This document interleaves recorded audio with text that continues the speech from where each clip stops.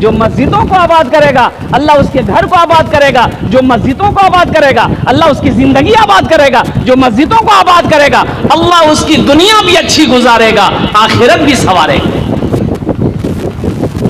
इंशाअल्लाह मस्जिदों को आबाद करेंगे। कैसे आबाद करेंगे? मोबाइल चला के।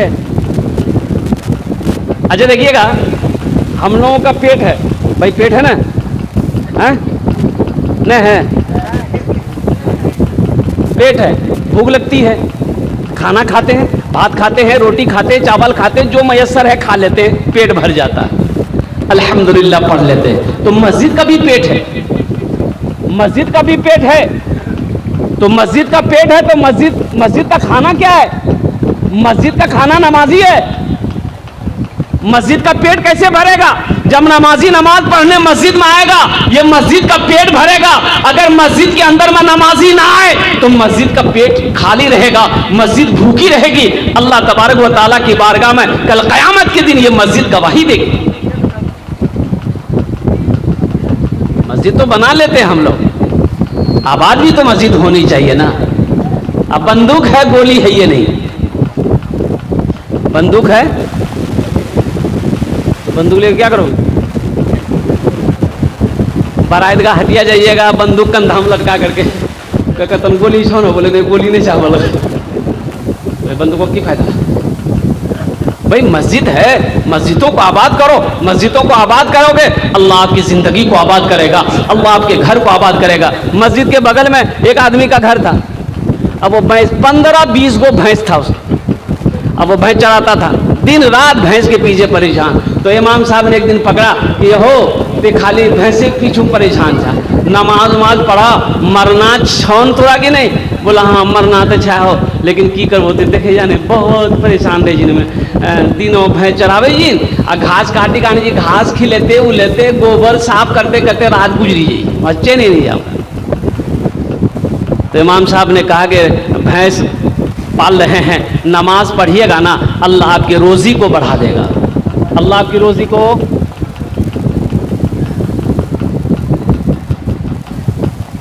अच्छा इंशाल्लाह बैठी, फरमाइश आ गई है टका छौन जो बाबा है बोला है।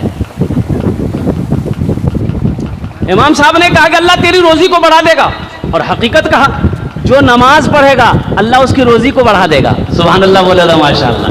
जो नमाज पढ़ेगा अल्लाह उसके रिज्क को बढ़ा देगा, रोजी को बढ़ा देगा। आधा किलो चावल बनाओ इंशाअल्लाह, मेरी माँ बहनों वजू बनाकर नमाज पढ़ लो, आधा किलो चावल बनाओ इंशाअल्लाह अल्लाह इतना बरकत दे देगा कि खाकर भी खाना बच जाएगा। करके तो देखो। नमाजों नौजवानों सुनो, मेरी जबान काट देना, सिर्फ 40 दिन 40 डेज, 40 दिन तुम 5 वक्त नमाज पाबंदी के साथ पढ़कर देखो। अल्लाह अगर तेरी जिंदगी को ना बदल दे तो फिर कहना। अल्लाह जिंदगी को ना बदल दे मेरे भाई, आजमा कर देखो 40 दिन बाजमात नमाज पढ़कर 40 दिन देख लो, एक चिल्ला करके देख लो, इंशाअल्लाह अल्लाह तेरी जिंदगी को बदल देगा। अल्लाह इंशाअल्लाह जिंदगी से गम को निकाल कर खुशी को डाल देगा। अल्लाह तेरे घर में खुशहाली पैदा कर देगा। अल्लाह बीमारी को दूर करके तेरे घर के अंदर में तंदुरुस्ती अता फरमा देगा। पढ़कर तो देखो। इमाम साहब ने समझाया कि नमाज पढ़वा नहीं तो तोर भैंस दूध बेची देता हूँ। बोले हाँ, अगर बेसी दूध देती तो हमें कल्ले से पढ़वा। 5 बजे सुबह अजान होती थी, 4 बजे भोर में आ गया। अजान हो गई, जमात खड़ी हुई, फजर की नमाज पढ़ा 2 रकात, नमाज उमाज पढ़ के दुआ मांग के घर गया। बेचारा देखा कि एक ठो भैंस मर गई। बोले की बिलियो मुँह की कल की आरो पढ़ो ना माजते भैंस मर लौन। दौड़ा दौड़ा मस्जिद गया, इमाम साहब को, इमाम साहब गजब हो गया। बोले क्या हुआ? बोले देखिए अभी ये फजर पढ़े हैं आपके पीछे में और घर गए ये वो भैंस मर गई। तो इमाम साहब ने कहा कि अल्लाह तुम्हारा इम्तिहान है। ए बेटा बैठ जाओ, बोझा वो खाने वो शो तुम्हारा जो दुआ करो वो से जाओ। अच्छा कोई जाएगा आएगा नहीं ना? भाई जाएगा नहीं लगले। एक ये तकलीफ करे थे नौजवान खड़ा हुआ, मैंने कहा क्या हुआ? बोला है बोल बैठो। 10 मिनट का फिर खड़ा हुआ। मैंने कहा क्या हुआ? बोला बहुत जोर से लग रहा था। अरे बैठो बैठ बैठ, और बैठ गया। कुछ देर के बाद मेरी तकरीर ख़त्म हो गई, देखा बैठा हुआ तो मैंने इशारा किया, बेटा जो। बोले नहीं जुआ। हम कहले कहे नहीं जो? बोले की करे जी? वो जे करे जे जलाल नहीं है भाग ली जाओ, जाने की जरूरत नहीं। एक आने बोझबी तुम्हारे जो नाम दुआ करबो। एक भैंस मर गई, इमाम साहब ने कहा कि अल्लाह तुम्हारा इम्तिहान ले रहा है। कहा तुम इम्तिहान से डर गए? बोला नहीं हम डरने वाले नहीं। बोले जो घर आ गया। जोहर की अजान हो गई, बड़ा डरते डरते मस्जिद पहुंचा कि कहीं दूसरी भी ना चली जाए। हकीकत में इत्तफाकन कहिए फजर जोहर की नमाज पढ़ के घर पहुंचा तो उसकी बीवी सीना पीट पीट के रो रही थी कि मर लो दूसरो भैंस भी हमारे चला गया। अभी जब पहुंचा देखा दूसरी भैंस मर गई।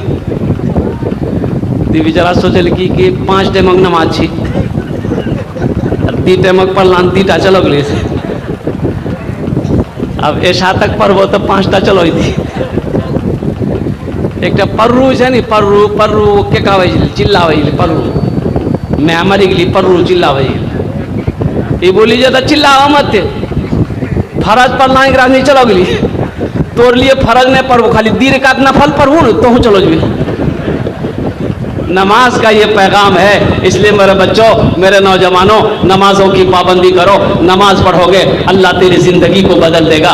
पेशानी को अपनी क्या कहते हैं कि सजाओ, सजदों के निशानी से सजाओ, अल्लाह तेरी जिंदगी को सजा देगा। नमाजों की पाबंदी करो, अल्लाह तेरे खेतों के अंदर में, फसलों के अंदर में बरकत अता फरमा देगा। अल्लाह तेरी रोजी को बढ़ा देगा। नमाज पढ़ो, अल्लाह तेरी उम्र को बढ़ा देगा। अल्लाह वबा से, बला से, परेशानी से, हादसा से बचाएगा। बताया गया कि जो आदमी फजर की नमाज पढ़कर निकल जाए, घर से सफर में हो, खेत में हो, काम में हो, रोजगार में हो, कहीं भी चला जाए, अल्लाह शाम तक उसकी हिफाजत करता है। सुभान अल्लाह बोले तमाशा।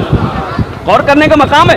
फजर की नमाज पढ़ने जिसने पढ़ लिया, फजर की नमाज जिसने पढ़ लिया, अल्लाह शाम तक उसकी हिफाजत करेगा। पता ये चला कैसी हिफाजत? अल्लाह जिसकी हिफाजत करे उसे कोई परेशानी नहीं हो सकती है, उसे कोई तकलीफ नहीं हो सकती है। वबा, बला, परेशानी, मुसीबत, हादसा से अल्लाह ताला उसकी हिफाजत फरमाता है। तो इंशाअल्लाह पढ़ेंगे नमाज 5 टाइम का। तब तो कल मस्जिदों में जगह नहीं मिलती है।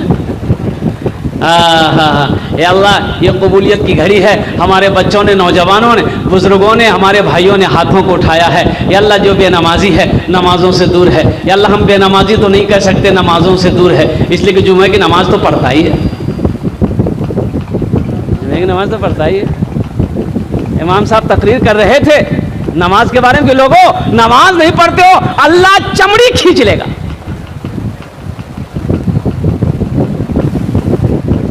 बस्ती वाला मुखिया से बोल ली, हो मुखिया जी कि कौन मौलवी गान लाजते हो? ये हमरे से खिलाफ तकरीर करी जी। बोलिए मैं सब सुनिए लांस, जब तकरीर छोड़ा दी हमरा से। तकरीर करेगा उतरे दिन खाली। इमाम साहब भाप गए कि लोग जो है उखड़ गया। सारे लोगों ने घेरा। क्या बोले आप? किसके खिलाफ तकरीर की?